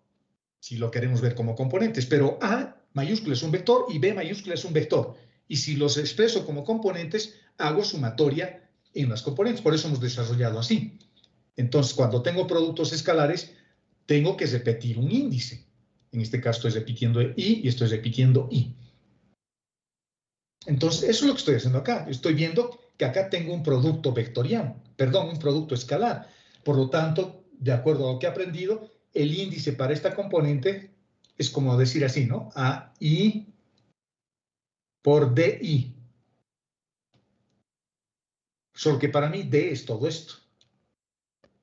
Porque es un vector. No estoy llamando ni B ni C porque estarías repitiendo la letra, pero estoy usando la letra D. Entonces, para mí este es el producto escalar. Me estoy olvidando en principio del producto vectorial, pero D vale P por C.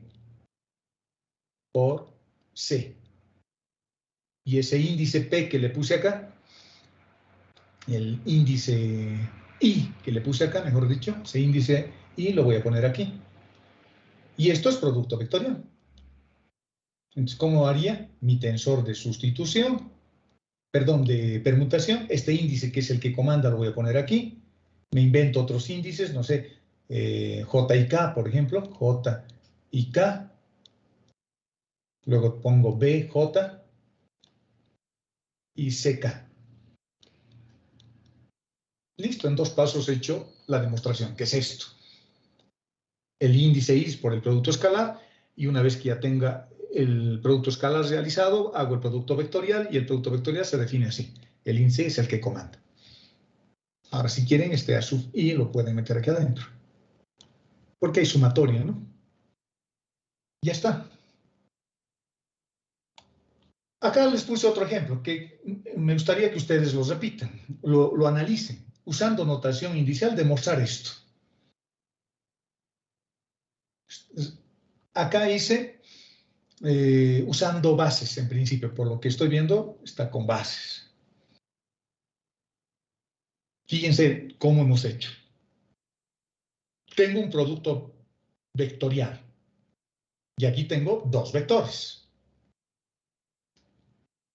A y B. Con componente sería así.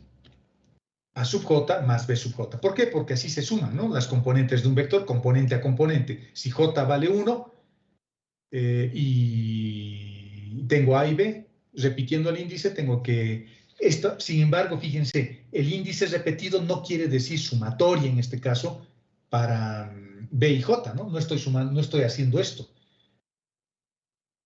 AJ más BJ, si yo quisiese expandir esto, no se puede, porque para que se expanda, el índice repetido tiene que estar en el mismo monomio. Y aquí tengo dos monomios, el monomio A y el monomio B. Esto no significa sumatoria, pero el índice repetido significa que esto lo tendría que expandir así. A1 más B1. No estoy sumando. Este más es de este. Coma. A2, B2. Se representa una fila, en realidad. Tengan cuidado en esas cosas, ¿no? Bueno, si es que están prestando atención, por supuesto.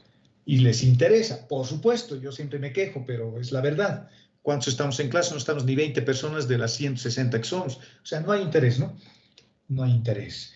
Y luego van a estudiar en el Shawn y en el Shawn no enseñan esto y se van a aplazar. Bueno, eso es lo que va a ocurrir. Y esto está en el programa, ¿no? De la materia. Y lo mismo para esta otra componente. Lo mismo para esta otra componente. Lo puedo hacer de manera resumida esto.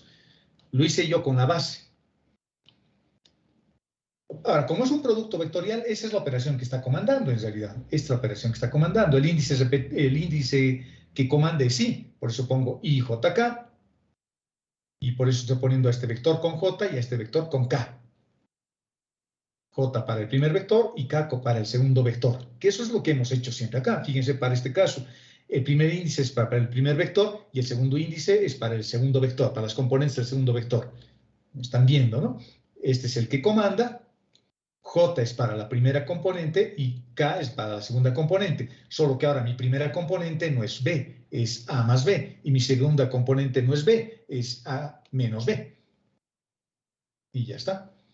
Desarrollo estos términos. Aquí está el desarrollo que hice. Véanlo con calma y van a encontrar que se demuestra. Pero lo estoy demostrando de otra forma. No estoy distribuyendo esto para demostrar esto.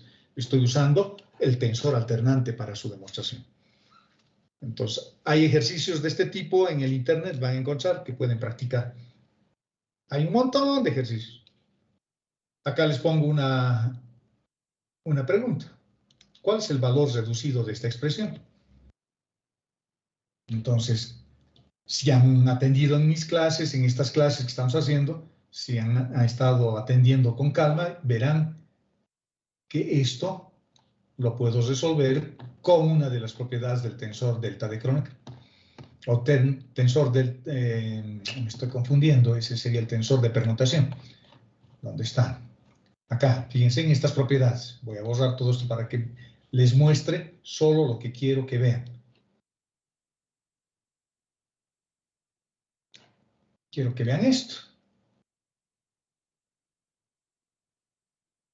Ese ejercicio lo puedo resolver con esto. Esto. Porque tengo dos tensores de permutación multiplicándose. Y les he dicho cómo se puede desarrollar teniendo cuidado con los índices. Pero para hacer eso, tiene que haber un índice que se está repitiendo y ese índice tiene que estar o al medio o al principio de los dos. Si yo voy y veo ese ejercicio, el que me han dado, veo, ¿hay algún índice que se repite? Sí, L. Se repite, pero no está ni al medio ni en los costados. ¿Qué hago? Pues voy a usar las otras propiedades. En las otras propiedades, ¿dónde están? Les he dado algunas cosas como estas.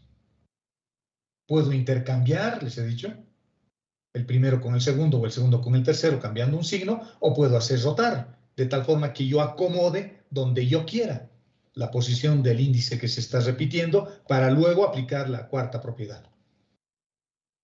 ¿De acuerdo? O sea, eso lo puedo responder así. O sea, fíjense que puede haber un montón de ejercicios de este tipo usando tensores, pero dos tensores específicamente, dos importantes que estamos viendo. El tensor de sustitución y el tensor de permutación, o tensor alternante, como también se le llama, o el tensor de Cauchy-Civitta, como también se le llama. Se puede hacer muchas cosas acá y van a encontrar ejercicios bien largos, bien complicados, pidiendo demostraciones que se pueden empezar a trabajar con este tipo de nomenclatura nueva que ya es tensorial, ¿no? Bueno, hasta acá ya tenemos una idea de lo que son los tensores. Ya sé lo que es un tensor, son arreglos multilineales. Un tensor básicamente es una cantidad que está identificada o que se caracteriza por tener una o más bases o ninguna base. En este caso estaríamos hablando de un tensor de orden 0, que va a ser un escalar. El 0, el 1, el 5, el 9, cualquier escalar es un tensor, a excepción de los vectores, donde los vectores solo son el único escalar que es un vector o un espacio vectorial es el tensor nulo, es el espacio trivial, como también se le llama, ¿no? Los tensores son un poco más generales que los vectores. Y la propiedad principal de un tensor es que la transformación que yo le vaya a hacer cuando le cambie de modelo geométrico, cuando use coordenadas curvilíneas, entre comillas, la condición que me imponen es que el fenómeno físico no cambie, que el tensor no cambie, que el vector no cambie, porque el vector también es un tensor. Y para eso necesito definir unas ecuaciones de transformación que mantengan esa imposición. ¿De acuerdo? Y eso es lo que vamos a ver a continuación. Y a eso se le llama transformaciones admisibles. No estoy poniendo transformaciones lineales, son muy parecidas a las transformaciones lineales, pero no estamos poniendo transformaciones lineales, estoy poniendo transformaciones admisibles. Y para eso lo que vamos a hacer es trabajar con dos conjuntos de coordenadas, ¿no? Con dos sistemas de referencia diferentes. No sé, puede ser coordenadas cartesianas, digamos, a un lado, y acá coordenadas polares, o esféricas, o cilíndricas, si estoy en el espacio. A eso se refiere. Pero son dos sistemas de ecuaciones y necesito sus sistemas de ecuación de transformación, sus ecuaciones de transformación. Por ejemplo, podría decir que X es igual a R por el coseno del ángulo, perdón por la letra, es que escribo con algo que está mal. Y puede ser igual a R seno del ángulo. Lo mismo, seno del ángulo. Y aquí puede ser Z igual a Z, coordenadas cilíndricas. A eso se refiere en esto, ¿no? Ecuaciones de transformación. O puedo estar relacionando el radio, el ángulo de elevación y el ángulo de azimut con el radio y el coseno de azimut de las coordenadas cilíndricas. O sea, no necesariamente estoy relacionando coordenadas cartesianas con coordenadas cilíndricas. Puedo estar relacionando cilíndricas con esféricas directamente. Por eso se hace de manera general así. Unas variables están relacionadas con las otras variables. Son ecuaciones de transformación. A ver, ¿cuándo una transformación debería ser admisible? Conocimientos de álgebra lineal para ustedes, o espero que me contesten. ¿Cuándo una transformación es admisible? Cuando su nulidad es 0, si lo veo como transformación lineal. Como si lo veo como sistema de ecuaciones, cuando su determinante admite inversa. Cuando su matriz admite inversa. Cuando su determinante es diferente de 0. Todas esas condiciones son condiciones que establecen de que la transformación es admisible, que es una transformación 1 a 1, que es una transformación inyectiva, que cada elemento o que cada vector de un conjunto se vuelva otro vector del otro conjunto, una transformación 1 a 1. Y eso ocurre cuando el determinante asociado a la matriz de transformación sea diferente de 0, ¿no? Diferente de ceros, que su nulidad valga 0, en otras palabras. A ese tipo de transformación se le llama transformación inyectiva o suprayectiva, cuando la transformación es cuando ningún vector del conjunto de llegada se quede sin una preimagen. Entonces tiene que ser suprayectiva además. Y si es inyectiva y si es suprayectiva, se dice que la transformación es biyectiva. Entonces estas transformaciones tienen que ser biyectivas, porque son inyectivas y suprayectivas al mismo tiempo. Esa es la condición para que la transformación sea admisible. Y además deben cumplir algunas otras cosas. Por ejemplo, como ahora estoy hablando de ecuaciones de transformación que involucran a variables que no se van a anular, no son transformaciones euclidianas, no solo son números, sino que hay unas ecuaciones. Esas ecuaciones se deben poder derivar al menos una vez. X puedo derivar al menos una vez respecto del radio.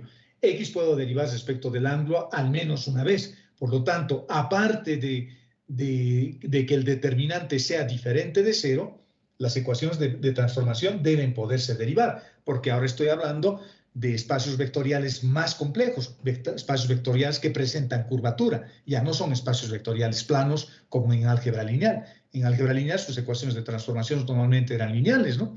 Por eso se llaman transformaciones lineales. Y por eso sus matrices de transformación en general eran valores numéricos. Eran 1, 2, 5, 9 matrices euclidianos. Aunque alguna vez aparecía un lambda, pero había que averiguar cuánto valía ese lambda para que la transformación sea válida. Eso hacían en álgebra lineal. Eso estamos haciendo nuevamente acá. Pero ahora mis ecuaciones de transformación pueden no ser números. Por eso ya no son euclidianos. Estos son espacios vectoriales de Riemann, así se les llama.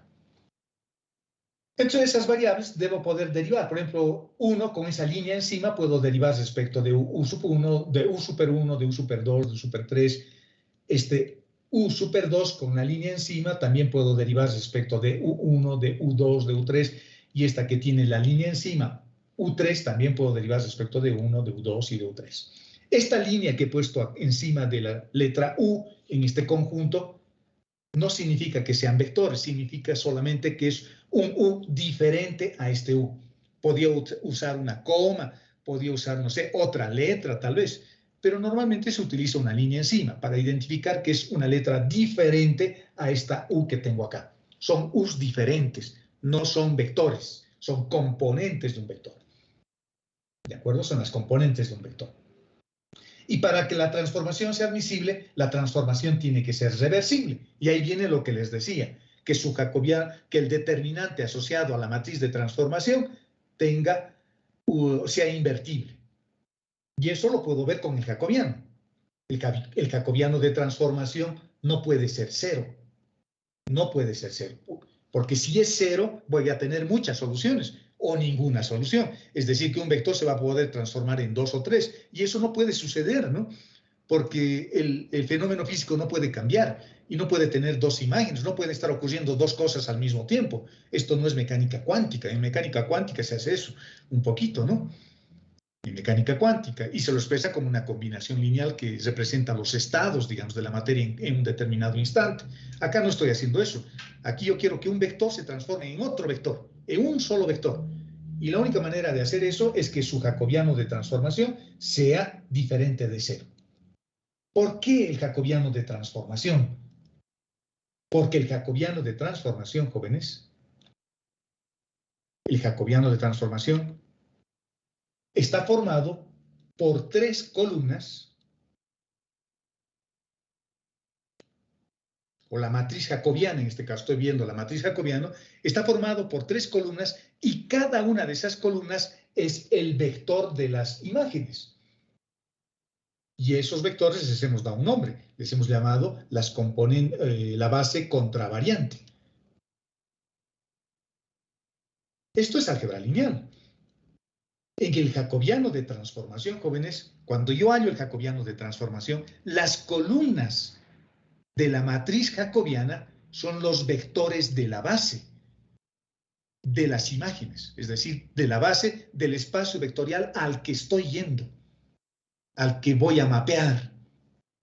Qué interesante, ¿no? Álgebra lineal nos enseñaba esto.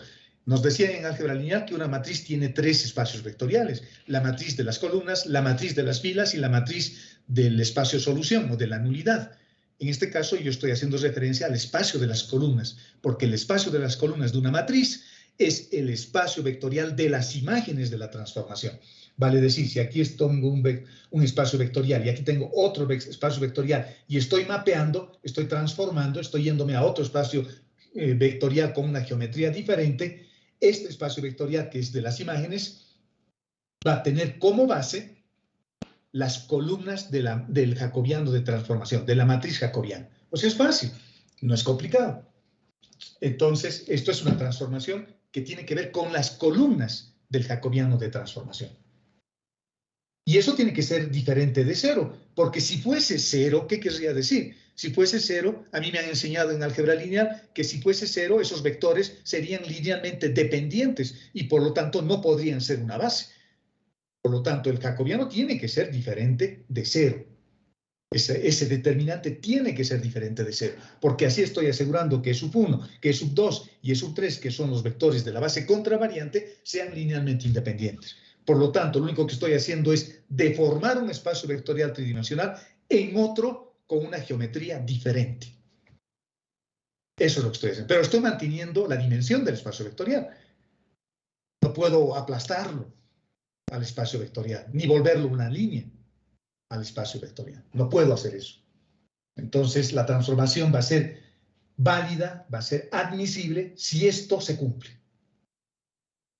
Porque eso me está asegurando que el rango de la matriz va a ser igual al número de variables y que los vectores son linealmente independientes. Álgebra lineal. ¿De acuerdo? Entonces, estamos hablando de ese tipo de transformación que estamos haciendo. Leyes de transformación. Bueno, las leyes de transformación las vamos a ver en la siguiente clase. No quiero empezar porque deducir las leyes de transformación nos va a tomar por lo menos unos 15 minutos y ya estamos a 10 de terminar la clase. Porque una vez que definamos las leyes de transformación, aunque podamos hacerlo, ¿qué hora es? 2 menos 10. A ver, veremos si podemos terminar en 10 minutos de explicar esto de las leyes de transformación. Creo que podemos. Voy a partir de un vector de posición cualquiera. El vector de posición en coordenadas cartesianas rectangulares está identificada por las variables x, y, z. Y estas variables x, y, z las puedo parametrizar en términos de otras variables. Por ejemplo, x puede ser radio coseno del ángulo, y puede ser radio seno del ángulo y z quedarse como z. Puedo hacer eso.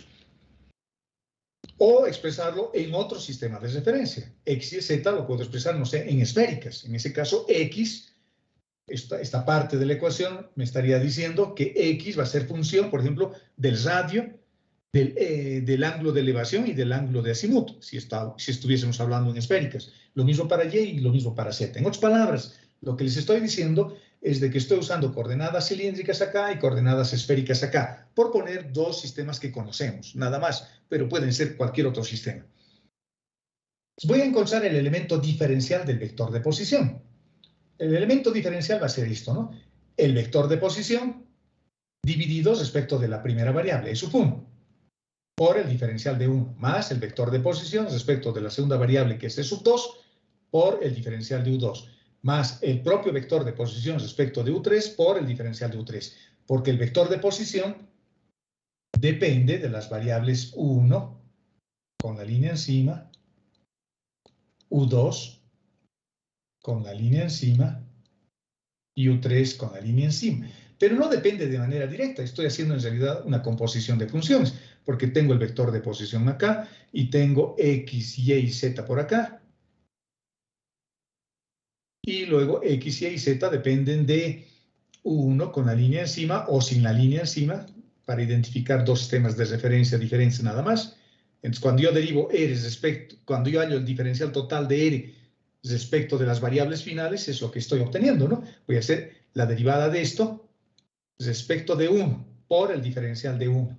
Pero cuando llegue hasta 1, tendré que ir a través de x, a través de y y a través de z para llegar hasta acá, ¿no? Regla de la cadena. Diré la derivada de r respecto de x por x respecto de r1, la derivada de r respecto de y por y respecto de 1, la derivada de r respecto de z por z respecto de 1. Tendría que hacer todo ese desarrollo. No estoy poniendo todo ese desarrollo, estoy poniendo directamente la derivada de esto respecto de 1 por el diferencial de 1, porque esas son variables finales. Y esto será u2 y esta otra será u3. Estoy haciendo eso. El diferencial total respecto a este primer sistema de referencia, la que tiene línea encima, será esto, todo esto.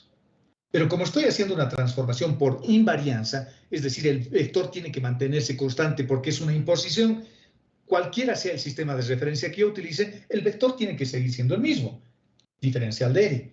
Ahora voy a encontrar el diferencial total usando el otro sistema de referencia. Y eso será la derivada de todo el vector de posición, que es este, respecto de U1, que es su variable. Luego respecto de U2 y respecto de U3. Pero son diferenciales totales, ¿no? Diferenciales totales. Y por lo que yo sé de coordenadas curvilíneas, esto es el vector E sub 1. Este es el vector E sub 2. Este es el vector E sub 3. Son los vectores de la base contravariante. Por supuesto, me tengo que acordar, ¿no? Porque si no me acuerdo, les va a parecer chino lo que estoy hablando. Pero este es el vector de posición E sub 1, el vector E sub 1, este es el vector E sub 2 y este es el vector E sub 3. Estos vectores. Por el diferencial de 1, por el diferencial de U2, por el diferencial de U3. Lo mismo con este otro. Aquí tengo los vectores de la base natural, la base contravariante, en otros sistemas de referencia, en esféricas, digamos. Entonces tendrá su propio vector E sub 1, su propio vector E sub 2 y su propio vector E sub 3. ¿De acuerdo? Pero ambos vectores, ambos sistemas de referencia estaban referidos a la base canónica, que lo hemos usado un poco como pivote. Por eso hemos encontrado dos cosas diferentes, dos conjuntos diferentes. Este conjunto y este conjunto, porque estoy derivando E. Por ejemplo, si yo quiero hallar E respecto de 1, tendré que hacer X respecto de 1, Y respecto de 1 y Z respecto de 1. Esto es un vector con tres componentes en base canónica, y este es un vector con tres componentes en base canónica, y lo mismo para el otro caso. Pero también hemos dicho de que ambos sistemas, el cilíndrico y el esférico, por ejemplo, están relacionados entre sí. Por lo tanto, puedo hallar el diferencial total de estas componentes, el diferencial total de sub 1, de U super 1 con la línea, de U super 2 con la línea y de U super 3 con la línea. Puedo encontrar sus diferenciales totales. Esta es la forma resumida de expresar eso. Y sus diferenciales totales será esto, ¿no? El diferencial de 1 con la línea será la derivada de 1 respecto de 1 por el diferencial de 1. La derivada de 1 respecto de U2 por el diferencial de U2. La derivada de 1 respecto de U3 por el diferencial de U3. Lo mismo para U2, lo mismo para U3. Y estos términos que acabo de encontrar, este y este, los puedo ir reemplazando, por ejemplo, acá. Lo puedo reemplazar acá por todo esto. Y el U2 lo voy a reemplazar acá. Perdón, acá, por todo esto. Y el U3 lo voy a diferencial de U3, lo voy a reemplazar por todo eso. Y todo ese trabajo largo lo estoy haciendo así. Ya es reemplazado. Pero es reemplazado en este lado de la ecuación, ¿no? En este lado de la ecuación. En este otro lado se queda como está. Entonces, acá con colorcitos les puse todo eso. El primer reemplazo, el segundo reemplazo y el tercer reemplazo. Y el lado izquierdo sigue siendo el mismo. Ahora, ¿por qué lo he puesto con celestes, rojos y negros? Porque son los mismos términos, porque comparten el diferencial de U. 1. Los celestes comparten el diferencial de 1. Y ese 1 también lo tengo al otro lado de la ecuación. Los diferenciales de U2 también se comparten. Y al otro lado también tengo el diferencial de U2. Y el diferencial de U3 también se comparten, o sea, los puedo sumar, puedo agruparlos. Y puedo comparar los vectores, porque si esto es igual a esto, más esto, y este diferencial de U2 es igual a esto, al rojo, con el rojo, con el rojo, y este diferencial de U3 es a esto, con esto, y sin olvidarnos de que están multiplicados por los vectores, fácilmente puedo sacar una relación entre los vectores de las bases. Eso lo tienen que hacer ustedes por su propia cuenta, ¿no? Para darse cuenta de lo que estamos haciendo. Lo que he encontrado es una relación entre bases bien genéricas, base cilíndrica con base esférica, por ejemplo. Y puedo llevarlo a su forma matricial. Y puedo despejar acá cualquier base. Acá tengo despejado esta base y acá tengo despejado esta otra base. Pero puedo despejar esta en función de esta otra invirtiendo esta matriz. ¿De acuerdo? Ahora voy a agarrar un vector cualquiera. Un vector, voy a hacer para un vector cualquiera. Este vector lo estoy expresando en base 1 y en base 2. Dos bases diferentes, pero es el mismo vector porque estoy haciendo una transformación por invarianza. Es la imposición que me han puesto los tensores. Es el mismo vector, pero este vector está en una base, la base que no tiene la línea encima, es sub 1, es sub 2 y es sub 3, y este mismo vector está expresado en otra base. Es sub 1, es sub 2 y es sub 3 también, pero con una pequeña línea encima. Con una pequeña línea encima. Pero ya tengo relaciones entre bases, ya sé cuál es la relación que existe entre una base y la otra, la que tiene línea y la que no tiene línea. Estas líneas encima que he puesto no son flechitas, son una pequeña línea. Entonces puedo reemplazar las que tengo despejadas en función de las otras. Tengo despejadas E sub 1, E sub 2 y E sub 3. Por lo tanto, este E sub 1, E sub 2 y E sub 3 los voy a reemplazar por lo que tenía arriba. Eso es E sub 1, esto es E sub 2 y esto es E sub 3, que están como combinación lineal de las otras bases. Y por lo tanto, ahora puedo empezar a reemplazar o a comparar simplemente. Porque fíjense, esta componente tiene este E sub 1, esta componente también tiene E sub 1, y esta componente también tiene E sub 1. Lo mismo con E sub 2 y lo mismo con E sub 3. Puedo agrupar componentes entonces y igualarlos. Por lo tanto, mi primera componente, esta que tiene línea encima, que tiene este E sub 1, con la línea encima, digo, ¿quiénes tienen E sub 1? Este tiene E sub 1. ¿Quién más tiene E sub 1? E sub 1 tiene este. ¿Quién tiene E sub 1? E sub 1 tiene este. Entonces voy a factorizar E sub 1 de esos tres términos y me va a quedar A1 esta derivada, más A2 esta derivada, más A3 esta derivada. Y eso es justo lo que tengo acá. Y eso es A sub 1, esta componente. Es todo eso. Hasta acá en realidad. Lo mismo hago para A2 y lo mismo hago para A3. Pero ahora voy a aprovechar lo que hemos aprendido ahora. Índices repetidos significa sumatoria y tengo índices libres y me fijo. Por ejemplo, aquí tengo índice libre. Primera fila, segunda fila, tercera fila. No hay sumatoria. Y ese 1 se repite acá, se repite acá, se repite acá porque es una suma, es un índice libre. Hay sumatoria acá. 1, 1, 2, 2, 3, 3. Entonces le pongo una letra ahí, Q y Q. Y el índice libre lo mantengo como 1. Hago sumatoria para esto, para la primera componente. Lo mismo para la segunda y lo mismo para la tercera. Ahora, el índice libre es Q, o este número. Perdón, Q es el índice mudo, perdón. Q, Q y Q. El índice libre es el que no se está repitiendo. Este 1, este 2 y este 3. Por lo tanto, yo puedo hacer así. Este 1, este 2 y este 3 los voy a representar con la letra P. Y el índice mudo está acá y este P se repite acá. Porque este 1 se repite acá. Este 2 se repite acá. Acá. Y este 3 se repite acá, en este 3. Estoy haciendo eso, pero lo estoy llevando a una forma más compacta. Y esta es la ley de transformación tensorial para un tensor contravariante. Porque la base que hemos utilizado es la base natural, la base contravariante. Por lo tanto, si yo tengo un vector en base natural y lo quiero llevar a otro sistema de referencia, las componentes las voy a encontrar usando esta ley de transformación. Y es bien sencillito acordarse de memoria, porque a partir de ahora me tengo que acordar solo de memoria. Digo, índice superior, índice mudo para abajo. Y por lo tanto, para mí ahora tengo una expresión que me permite encontrar las componentes contravariantes transformadas directamente en cualquier sistema de referencia. Y a esas componentes se les llama un conjunto de n cantidades, porque voy a tener n componentes. Y esas componentes son contravariantes porque estoy usando un superíndice. Y están definidas en una región X sub n, en una variedad de X sub n, en un manifold diferente. Es decir, puedo estar trabajando sobre una esfera, sobre un cono, sobre un cilindro, y estoy transformando en esos sistemas de referencia asociadas a esas geometrías, coordenadas esféricas, coordenadas cilíndricas, u otros sistemas de referencia que se me ocurran. Entonces, en cualquiera de esos sistemas de referencia, ahora esta es una expresión totalmente general, si yo quiero transformar un vector, las componentes de un vector, uso esta ley. Pero esta ley sirve solo para transformar componentes contravariantes. Y es bien fácil de acordarse. Hago así. Quiero mis nuevas componentes, fíjense cómo es la mnemotécnica, mis nuevas componentes. Pongo AP. ¿Cuántas bases tengo? Tengo una, porque solo tengo un índice. Entonces, eso significa hacer un jacobiano.